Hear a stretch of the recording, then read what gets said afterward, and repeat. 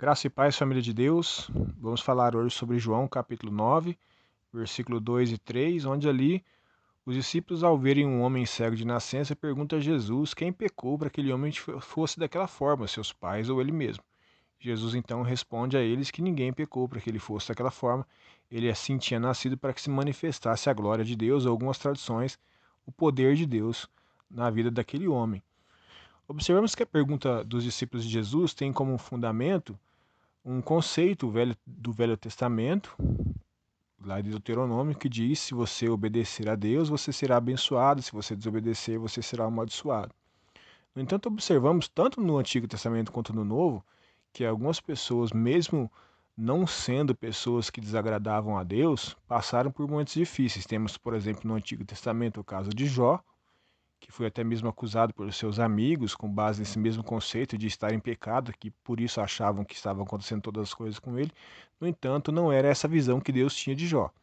Observamos também no livro de Hebreus, no capítulo 11, na lista dos heróis da fé, pessoas que a Bíblia diz, por exemplo, que foram cerradas ao meio, muitas pessoas tiveram mortes trágicas ali, e que algumas não viram as promessas se cumprir, e talvez pessoas que se estivessem nos nossos dias, certamente diríamos que estariam em pecado, por isso que passaram por esse momento. No entanto, o autor aos Hebreus coloca essas pessoas na lista dos heróis da fé e também diz a respeito deles que eram pessoas das quais o mundo não era digno, por isso Deus achou por bem os levá-lo. Então, observemos que nem sempre Deus age dessa forma, como está escrito em Deuteronômio. Não podemos colocar isso como regra universal para entendermos algumas coisas que acontecem em nossas vidas. É melhor ficarmos com aquilo que Jesus disse, que aquele homem, no caso, era daquela forma para que se manifestasse a obra de Deus ou o poder de Deus sobre a vida dele. E assim foi. Jesus curou aquele homem e a cura daquele homem chamou a atenção tanto da sociedade comum, dos seus vizinhos que o conheciam, e também da sociedade religiosa, da parte religiosa, que o fato de Jesus ter curado um cego de nascença dava evidências de que ele era o Messias. Isso causou um certo incômodo ali para os judeus. De fato, Deus manifestou uma obra na vida daquele homem que chamou a atenção de muitas pessoas e fez com que o nome de Jesus fosse ali exaltado e as pessoas entendessem que ele realmente era o Filho de Deus. Mas a gente precisa entender que muitas vezes somos levados a pensar, até mesmo quando se referimos a nós mesmos, somos levados a questionar: será que estamos em algum pecado quando passamos por momentos difíceis? Mas a pergunta que nós devemos fazer não é se estamos em pecado ou não. Devemos perguntar a Deus qual o propósito de Deus ter permitido que essas coisas aconteçam. E quando eu digo permitido, é porque eu não acredito, com base naquilo que eu tenho como compreensão das Escrituras, que Deus esteja determinando todas as coisas dessa forma. No entanto, Deus permite que algumas coisas aconteçam, ou até mesmo usa as oportunidades que a vida às vezes nos impõe certas coisas para que manifeste realmente a glória dele. Observemos, por exemplo, no caso dos amigos de Daniel, Sadraque, Mesaque e Abednego. Eles não aceitaram se dobrar diante da estátua de Nabucodonosor, e isso causou uma ira no rei, e por causa disso o rei resolveu jogar eles na fornalha. Deus não promoveu essas coisas, mas Deus usou aquela oportunidade para exaltar o nome do Senhor. Esses homens que foram lançados nessa fornalha, a Bíblia diz que os soldados que lançaram eles na fornalha morreram com o calor da fornalha. No entanto, eles passaram por lá sem se queimar. Segundo as Escrituras, quando Nabucodonosor os tirou de lá, ou mandou que eles saíssem, nem a roupa deles estavam cheirando queimado. Nós vemos lá no livro de Isaías, capítulo 43, que havia uma promessa sobre a vida da nação de Israel, e acredito que essa promessa se cumpriu também, ainda que num período anterior, mas também se cumpriu na vida daqueles homens. A Bíblia diz que quando o povo passasse pelas águas, inclusive pelas águas profundas, elas não submergeriam, não afogariam eles, e quando passassem pelo fogo, eles não seriam queimados. Porque a Bíblia diz, em 43, versículo 10 de Isaías, que Deus tinha escolhido o povo para ser testemunha da existência de Deus e de que ele era o único Deus que existia. Assim foi com os amigos de Daniel. Após Deus ter livrado eles daquele momento, Deus ter manifestado uma obra na vida daqueles jovens, a Bíblia diz que Nabucodonosor emitiu um decreto dizendo que o Deus de Cedraque, Mesaque e Abednego deveria ser louvado, e que se alguém falasse mal do Deus daqueles jovens, essa pessoa deveria ser despedaçada. Observemos como eu disse aqui, Deus não promoveu nada daquilo, mas como aconteceu, Deus usou aquela oportunidade para manifestar a obra de Deus na vida daqueles homens e levar o nome do Senhor a ser glorificado. Nós temos que ter essa sensibilidade que Deus cuida de nós, inclusive nos momentos de tribulação, de angústia, para que o nome dele seja exaltado. Aqueles homens deram testemunho do poder de Deus. Deus, como eles mesmos disseram, poderia livrá-los ou não da fornalha, mas eles disseram, livrando ou não, a gente não vai se dobrar diante dessa estátua. Então veja bem que eles tinham essa convicção de que talvez Deus pudesse não livrá-los, mas Deus os livrou. E muitas vezes Deus vai fazer exatamente isso, ele vai manifestar o poder dele, vai manifestar a obra dele, não nos livrando de algumas tribulações, mas passando conosco por elas. E assim nós temos que crer na manifestação do poder da obra de Deus sobre nossas vidas nesses momentos, porque assim é propósito de Deus que nós sejamos testemunhas daquilo que Deus realmente pode fazer. Um outro exemplo bem interessante que observemos em Gênesis capítulo 45, quando nós falamos de José.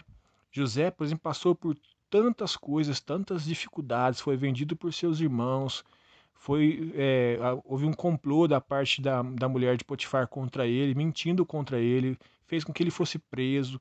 Ele foi preso, teve ali alguns problemas na prisão, depois acabou sendo promovido ali, as pessoas viram a conduta daquele jovem, o carcereiro o colocou como supervisor ali dentro da cadeia. E por fim, José então se tornou governador do Egito após interpretar o sonho de Faraó, que ninguém conseguia interpretar, depois dando a ele a direção de como deveria fazer para administrar aquilo que ele teria como recurso. E veja bem que após o momento em que os irmãos de José se chegaram, José disse a eles: não fiquem atormentados nem preocupados, porque tudo o que aconteceu foi Deus quem me fez para que eu estivesse aqui, para que vocês, no tempo da fome, tivessem o recurso da comida. José continua dizendo, versículo 22 e 20, até o 24, e depois ele repete isso em algum texto. Nós vemos aqui que José disse o seguinte: eu estou aqui, aliás, perdão, Gênesis 43, versículo do 2 ao 4, se eu não me engano, ele diz, olha, eu estou aqui porque Deus me pôs aqui, para que no dia da fome você tivesse o que comer. Não foi vocês que me colocaram aqui, foi Deus. Então ele disse, para que vocês hoje tivessem o que fazer, não somente a vocês, mas também as outras nações tivessem o que comer nesse período. José entendeu o agir de Deus em todo o seu processo, e aqui nós quero chamar a sua atenção para algo. José, por ser um homem cheio do Espírito de Deus, já que o próprio Faraó disse, onde encontraremos o outro homem como esse em que haja o Espírito de Deus? José, cheio do Espírito de Deus, ele conseguiu olhar para o propósito daquele processo tão difícil que ele passou e não para a dificuldade que ele passou durante esse processo. Nós precisamos entender que muitas vezes passaremos também por processos complicados, mas o Senhor sempre estará conosco, assim como foi com o Sadraque, Mesaque e Abednego. E o Senhor tem propósito, assim como foi também no Egito, o nome do Senhor foi exaltado naquela nação por causa do exemplo e do testemunho de José. E José entendeu, Deus tinha um propósito, aconteceram coisas, vocês pensam que fizeram coisas, vocês pensam que estavam no governo de tudo que acontecia comigo, mas o Senhor estava governando todas as coisas, o Senhor estava comigo em todo o processo, o Senhor me honrou em cada processo que eu passei, porque Ele tinha um propósito maior do que aquilo que nós poderíamos entender, e é naquele momento da fome e da escassez, o José deu testemunho da sabedoria, da graça de Deus que estava sobre a vida dele e principalmente da capacidade que ele teve de discernir que Deus tem propósito na vida dos seus escolhidos, que estão acima das dores que os processos podem nos causar. Que nós possamos em Deus encontrar forças para entendermos e sabedoria para entendermos o propósito de Deus em todos os processos que nós passamos, que aquilo que acontece conosco não é para a nossa morte, não é para que pereçamos, mas sim para que se manifeste a obra de Deus, para que se manifeste o poder de Deus e sua glória sobre nossas vidas. E assim também como no caso de José, essa manifestação e essa obra de Deus beneficiou outras pessoas.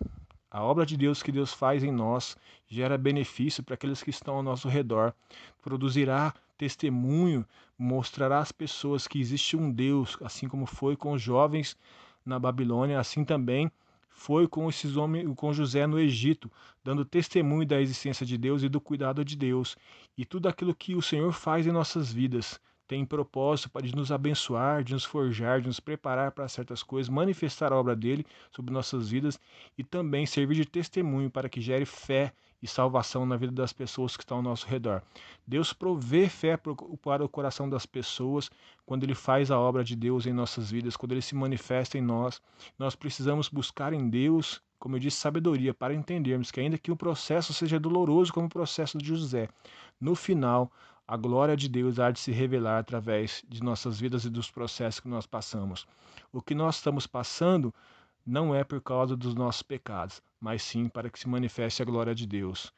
Talvez, em alguns casos, pode até ser que exista a questão do pecado envolvida, mas o Senhor dá sempre a oportunidade de arrependimento. Mas nós temos que entender que nós, os servos e servas do Senhor, estamos debaixo da graça de Deus e o que acontece em nossas vidas nada foge do cuidado do Senhor e sempre o Senhor terá propósito em nossas vidas. Assim como foi na nação de Israel, que muitas vezes, como consequência do pecado, passavam por certas disciplinas, sempre o propósito de Deus não era que o povo perecesse, mas sim que eles fossem tratados e forjados pelo Senhor para passassem pelo processo de arrependimento e conserto e continuassem vivendo as maravilhas e as promessas do Senhor sobre a vida dele. Assim é com os filhos de Deus, assim é comigo, assim é com você, e que a glória, o poder e as obras de Deus continuem se manifestando sobre nossas vidas, que nós possamos glorificar ao Senhor por todas elas e através delas, em nome de Jesus. Eu gostaria de orar com você. Amém? Deus Todo-Poderoso, em nome de Jesus, nós damos graças ao Senhor, porque o Senhor sempre age em nossas vidas. O Senhor sempre se manifesta, Pai, em nossas vidas, ainda que em meio às tribulações e angústias. O Senhor demonstra, Pai, o seu cuidado por nós. O Senhor demonstra, Pai, as maravilhas que existem preparadas para aqueles que o amam. O Senhor tem nos sustentado, Pai, diante de cada uma delas. E que o Senhor possa gerar fé, Senhor, tanto em nossos corações, quanto nos corações das pessoas que estão ao nosso redor. Que nós possamos, ó Pai, trazer glória ao Teu santo nome através da nossa perseverança, da nossa conduta de fé e santidade diante desse mundo tenebroso. E que o Senhor possa, Pai, em nome de Jesus, assim como foi na vida de José, fazer com que todo o processo que nós passamos, as tribulações produzam, ó Pai, salvação, produzam, ó Pai, fé no coração das pessoas que estão ao nosso redor e assim possamos glorificar ao Senhor ao ver o cuidado e ter a consciência do cuidado do Senhor sobre nossas vidas e principalmente saber que os propósitos e os planos do Senhor sempre são melhores que os nossos, em nome de Jesus. Deus abençoe sua vida. Se você foi abençoado por essa mensagem, compartilhe ela com as pessoas que você ama, que você possa, em nome de Jesus, cooperar de alguma forma para que essa verdade seja anunciada a outras pessoas. Amém? Se possível, deixe o seu joinha. Se você não é inscrito no canal, se inscreva. Que de alguma forma assim, você fazendo, você pode ajudar o canal a crescer e ajudar essa mensagem a chegar mais longe para a glória de Deus. Deus abençoe.